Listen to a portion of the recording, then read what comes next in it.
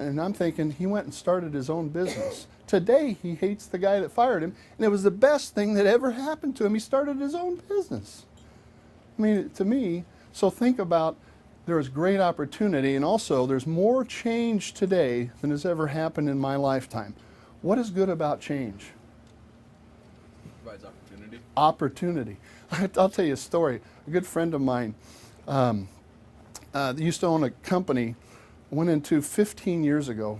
Guys, you remember fax machines? Okay, we still have them.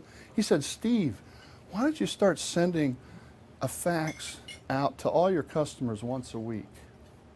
And on that fax, tell them what are good deals and all this stuff. I said, wow, that's cool. So I started off and we got a fax machine that did 100 faxes. That was pretty cool, 100 of them all at once. And then we got a bigger fax machine to do 1,000. Then we got a computer and we could do 10,000. Well, of course, we moved that to email. Now, from that concept, we transitioned from fax to what? Email. And now we send 30,000 emails out every Tuesday at 10:30 a.m. to customers. Literally, I can make the phone light up like a Christmas tree in 10 seconds. If you come into my office, you can say, light that phone up, and I can light it up. So it's the power of that. Now, we're transitioning. What would be the next obvious transition that he mentioned, and others, was Facebook, Twitter, other programs similar to that. But you have to be very careful, because what do you have to be careful of that medium? Overuse of it, okay? And you can't sell. What do you have to do? Educate. We're not in the selling business anymore. You're absolutely right. To do this business or any business, you're there to educate. You're there to coach. You're there to help service them and provide that information. So it's still a very, very exciting time in the area of marketing. Now, I'll tell you a story. I'm in the travel business, okay? Okay, now I'm in the travel business. Tell me really. I want you to will you be honest with me? You promise. Would you start a travel agency today with Expedia and Travelocity as your competitors? Yeah, I got an honest person here. Come on. No, you wouldn't, because you listen to what the world says, don't you? Okay. Our company this year will do anywhere from, what, 50 million? About $50 million. Okay? We're in the travel business. Do we compete with Expedia and Travelocity? We are in a different business model than them. We are in corporate travel management, which means we work with companies. If this man has a company with 500 people, he needs to manage those 500 people, because guess what the average traveler will do when they're in Toledo and they got to get back to Lincoln, Nebraska? Do they care if the company's paying for it? Do they care whether that ticket's 800 or 200? Do they really care? No. I got to get back and watch the kids play soccer. Okay? So he needs to manage that process. We have companies that spend $250,000. Their employees buy tickets that cost $250,000 more than the cheapest ticket. Okay? They need to manage it. We have companies that have $200,000 a year of unused tickets because a trip was canceled. They have an unused ticket to use for another trip that they've lost in a year because no one's managed that travel. A Travelocity doesn't do that. Expedia doesn't do that. So we have a niche. We have a business niche that we help companies that spend millions of dollars in travel be able to manage that travel. Now this year, this is the most exciting year in our company history, because our niche is, it just seems like our business model has exploded. We do, before Expedia announced that 0 transaction fees, we did that a year ago. Before Expedia, we were cheaper than Expedia, cheaper than Travelocity. My point is, if you have a business model and you have a niche, okay, you can make money in any industry today, but you have to be very focused. Now, hardware store. Be honest with me. She's honest with me. Would you start a hardware store 5 miles from Home Depot? Probably not. Okay? We have 3 hardware stores. Thanks, Robin. See ya.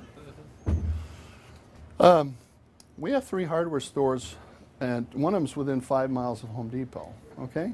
Now you're saying you're crazy. But what is a hardware store? Our average transaction is $17.12. What are we? Are we a hardware store, or what are we? What? We're a convenience store. We happen to sell hardware. What do you think the average transaction at Home Depot is? 200. Yeah, probably $200. You know, you build a house, you add an addition on there. We're in different businesses. But you guys all think Home Depot and True Value Hardware at 70th and A are in the same business. We're not, guys. We're in completely different businesses. When you come into our store, you know what somebody actually says? Hi, can I help you? And they'll walk you, and you want a screw or a bolt this big, it costs a nickel. You know what they do? They walk you and show you where it's at. We're in the service business. Okay, now, the other thing with retail, any retailers in here? Okay, what do you retail? Restaurant. Restaurant, okay. So on the retail, and this is Home Depot, this is Walmart, this is everything. Okay, what do they have up front? They're loss leaders and they're great prices. What do they have in back? Okay, if you're going to buy it, they have stuff that they're going to make their premium margin on, okay? So they want you to think low and buy high. So you're going to walk in the door, see all the great deals. Then you're going to go back and you're going to get a toilet trap. Okay? At Walmart, you'll probably pay 10% more than you will at our store because it's not a shopped item. Okay? If it's a shopped item like a GE 60-watt light bulb, Walmart's going to put that baby at cost. They're going to probably put them at 89 cents for a 4-pack. Okay? So it depends in retail, front of the store, back of the store. And the reality of it is they have a great brand and great buying power. I'm not diminishing that. They have a great institution of inventory control and other things.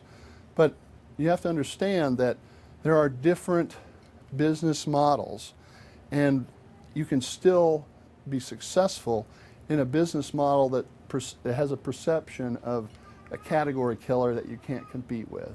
Okay? All right, I got to keep going faster here, okay? Everything stops and starts with sales. How many of you in sales? Okay, it really does, okay? That's how you get the dollar in the door. And once you get the dollar in the door, you can fix problems, you can cut your expenses, but you got to get, we found the more that we focus on the long term, take our profits and plow them back into sales, it helps us grow our company faster. Sometimes you can't do that, but I'd encourage you to consider that because it's a mistake we made. Now, another mistake I make personally, maybe many of you do too, is email is your best friend and it's your worst enemy. Now you got to be honest with me. She's my honest lady. How many hours a day do you stand working with email? 3? Wow. Okay, come on, guys. 2, 6 or 7? Yeah, now think about it.